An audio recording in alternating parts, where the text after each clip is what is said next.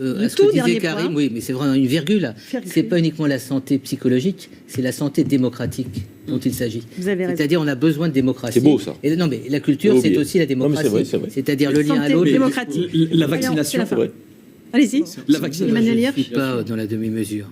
Quand Gabriel dit on ne comprend rien, c'est vrai qu'on a peu de visibilité et on tâtonne d'une certaine manière. On voit ce qui est le préférable.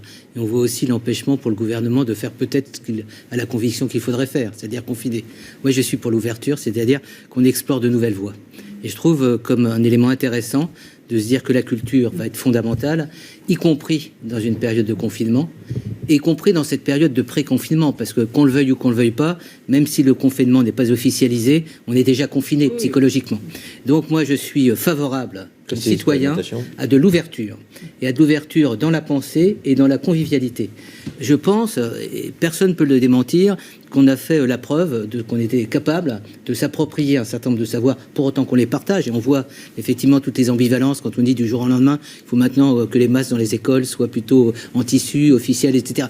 Tout ça, j'allais dire, c'est quand même très approximatif. Donc moi, je suis pour un changement de cap.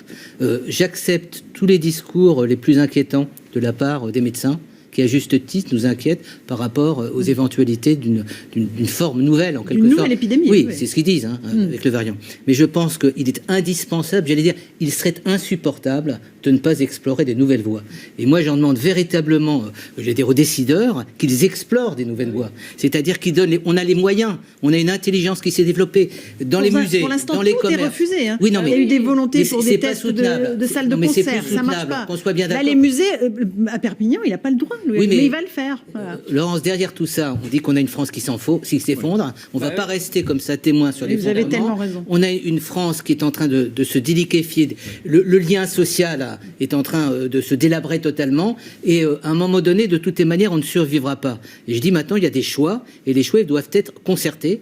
Et je trouve que l'ouverture culturelle, on voit à travers des tas d'éléments, des tas d'indices que les gens ont besoin. Et puis le refus du gouvernement. Alors, l'opéra ou pas?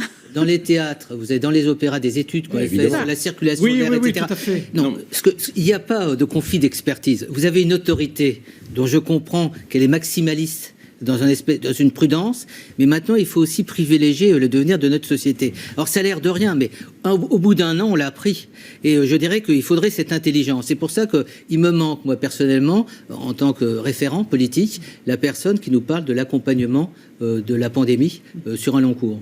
C'est-à-dire on sait qu'on va devoir vivoter avec un certain nombre de circonstances qu'on ne maîtrise pas, mais il faut être maintenant inventif de ce que va être le présent et l'après. Et ce qui me déçoit, c'est qu'on a des tas d'initiatives qui sont prêtes, j'allais dire, à s'exprimer avec une intelligence, avec une créativité. De toute façon, si on n'a pas cette créativité, on s'effondrera. À ce que disait Karim, oui, mais c'est vraiment une virgule. C'est pas uniquement la santé psychologique, c'est la santé démocratique dont il s'agit. C'est-à-dire, on a besoin de démocratie. C'est beau, ça. Et, non, mais la culture, c'est aussi la démocratie. C'est-à-dire le lien à l'autre. Démocratique. La vaccination, c'est vrai. Allez-y.